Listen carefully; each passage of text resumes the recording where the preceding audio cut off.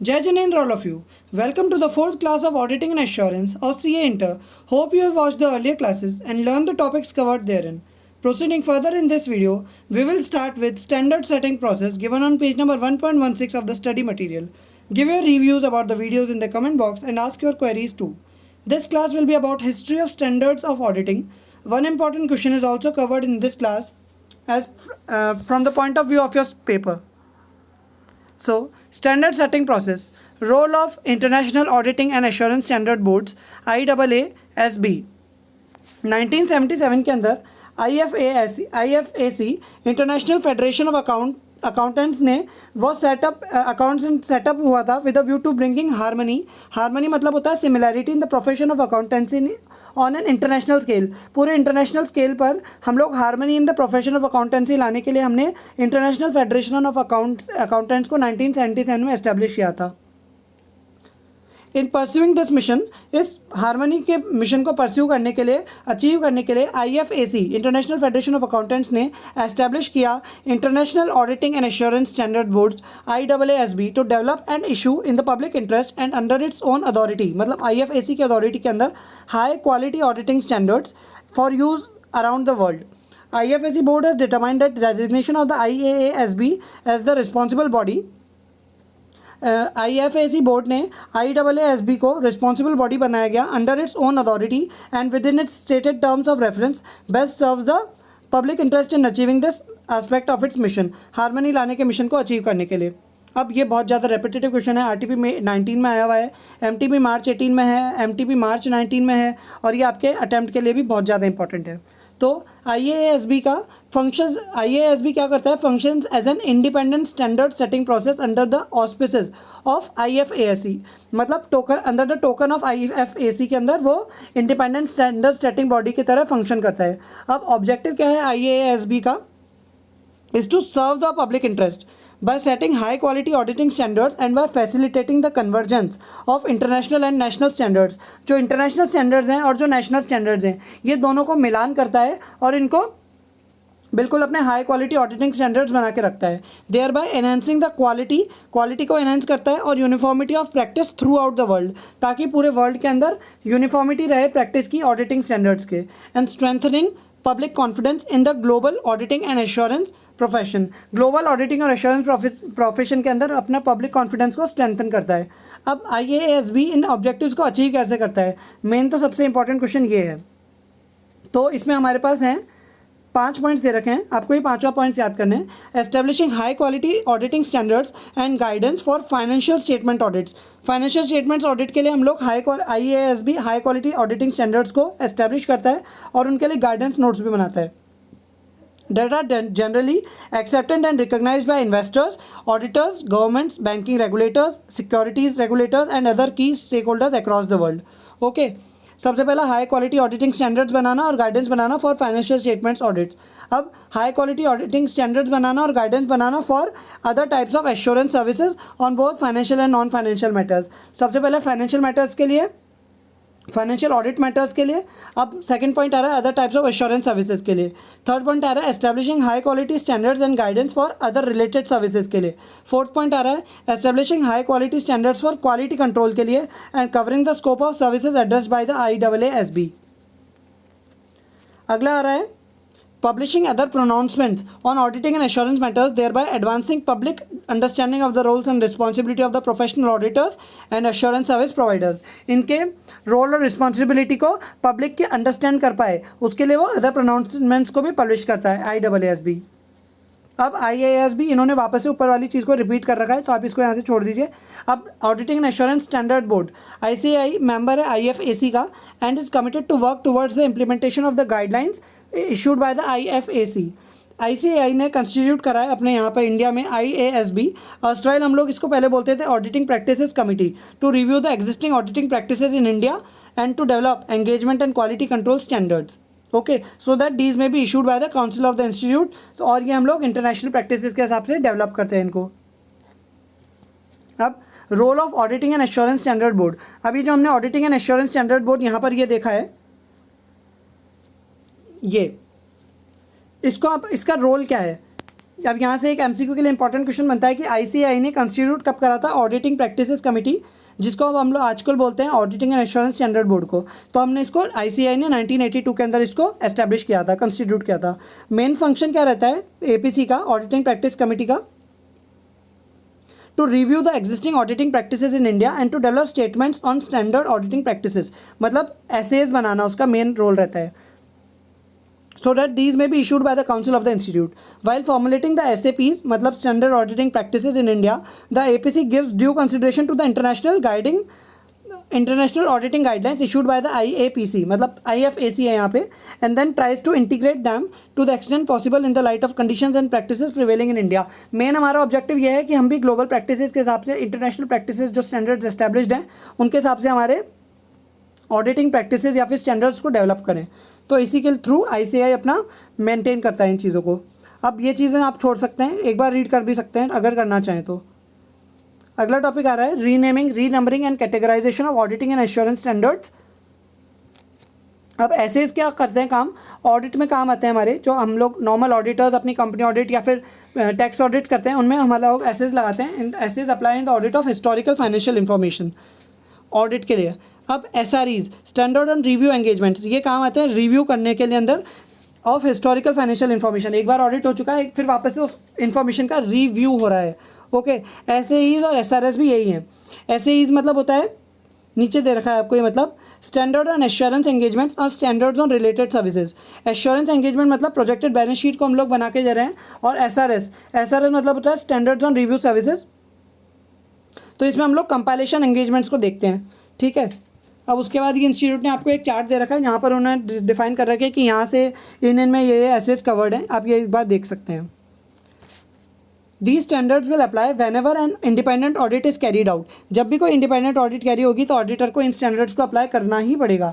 That is in the independent examination of financial information of any entity, whether profit oriented or not, and irrespective of its size, भले से वो बहुत बड़ी firm हो या फिर बहुत छोटी सी फर्म हो, और लीगल फर्म, भले से वो प्रोप्राइटरशिप हो या फिर पार्टनरशिप हो या फिर कंपनी हो, सब में ये सबके ऑडिट के अंदर ये इंडिपेंडेंट ऑडिट जब होगी तो इन स्टैंडर्ड्स के थ्रू ही होगी, या फिर इन स्टैंडर्ड्स को अप्लाई करके ही होगी।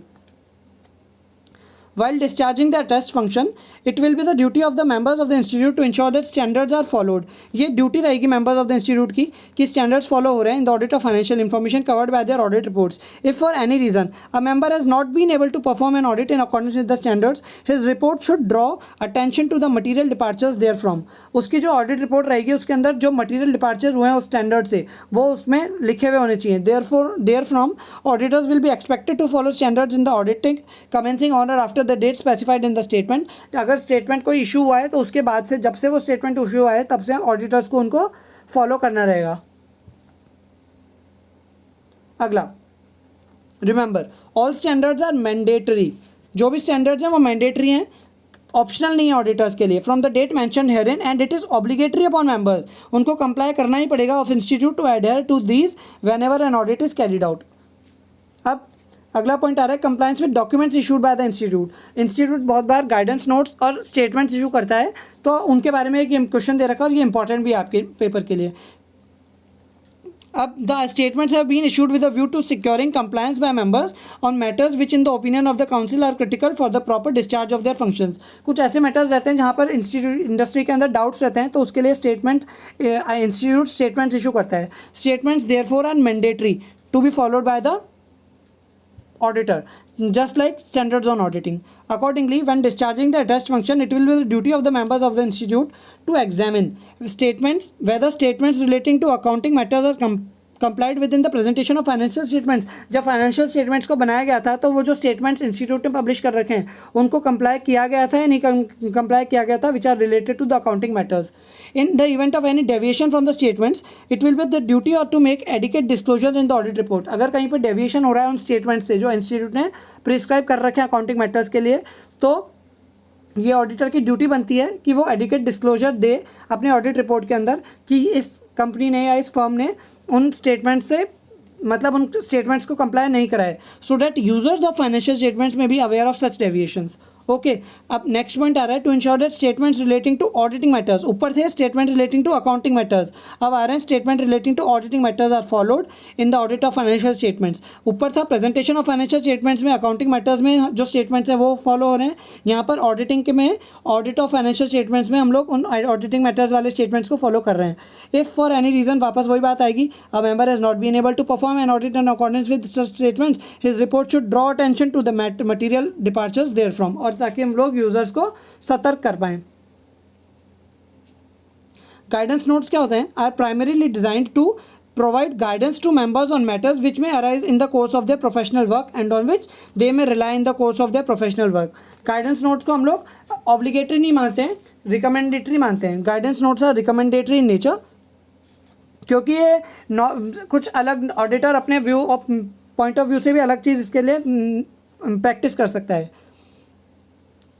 A member should ordinarily follow recommendations in a guidance note relating to an auditing matter except where he is satisfied that in the circumstances of the case it may not be necessary to do so. अगर auditor को लगता है कि guidance note इस company के ऊपर नहीं लगाना चाहिए, इसका और वैसे ही इतना अच्छा प्रेजेंटेशन हो रहा है कि बिना गाइडेंस नोट लगाए यूज़र्स को पूरी इन्फॉर्मेशन मिल रही है, तो वो गाइडेंस नोट लगाना सही नहीं समझे तो अप्लाई कर सकता है, मतलब छोड़ सकता है गाइडेंस नोट्स को।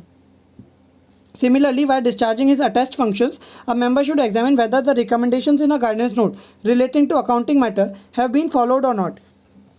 अगर वो फॉलो नहीं की गई हैं तो the member should consider whether keeping in view the circumstances of the case a disclosure in his report is necessary और not. There are, however, few guidance notes in case of which the council has specifically stated that they should be considered as mandatory on members while discharging their audit functions.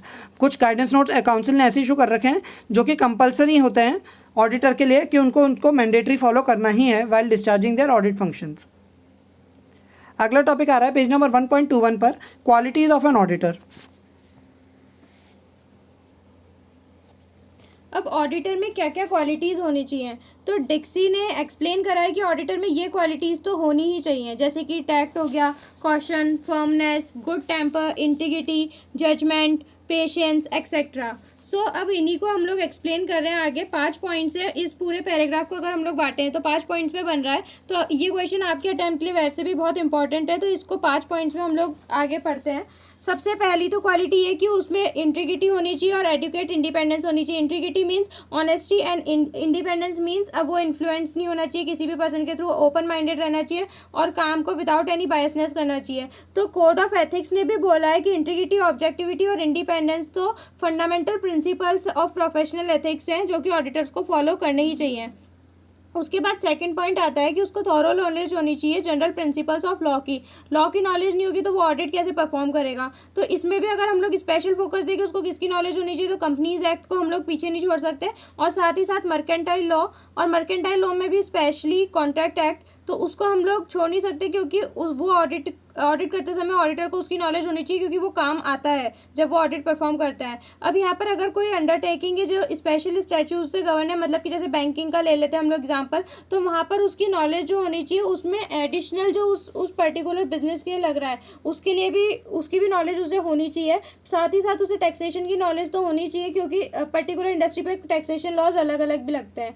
उसके बाद third point आता है कि उसको theoretical knowledge तो होनी चाहिए, साथ के साथ उसको प्रैक्टिकल एक्सपीरियंस भी होना चाहिए क्योंकि दोनों ही ज़रूरी है, क्योंकि अगर ये दोनों ही होंगे तभी वो प्रोफेशनली कॉम्पिटेंट है कि वो किसी भी अंडरटेकिंग के ऑडिट को ले सकता है।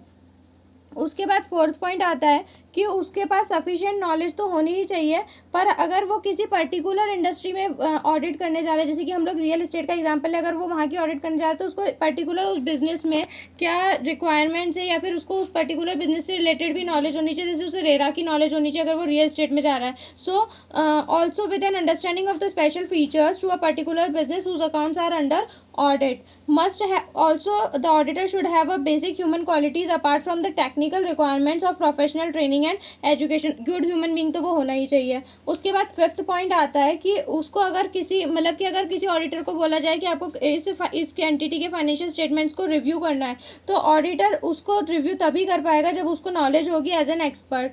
तो ultimately it is useless for him to attempt that task unless his own knowledge is that of an expert. So an exhaustive knowledge of accounting in all its branches is an important condition for the practice of auditing. So he must know thoroughly all the accounting principles and techniques while auditing.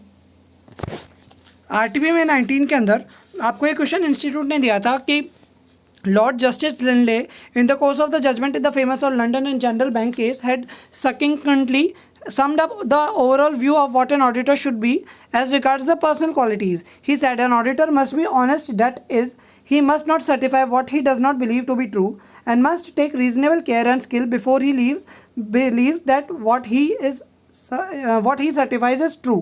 उसको reasonable care और skill अपने लगाने चाहिए जब उसके बाद ही वो true and fair का ओपिनियन उसको देना चाहिए. Okay, so here we are done with the topic.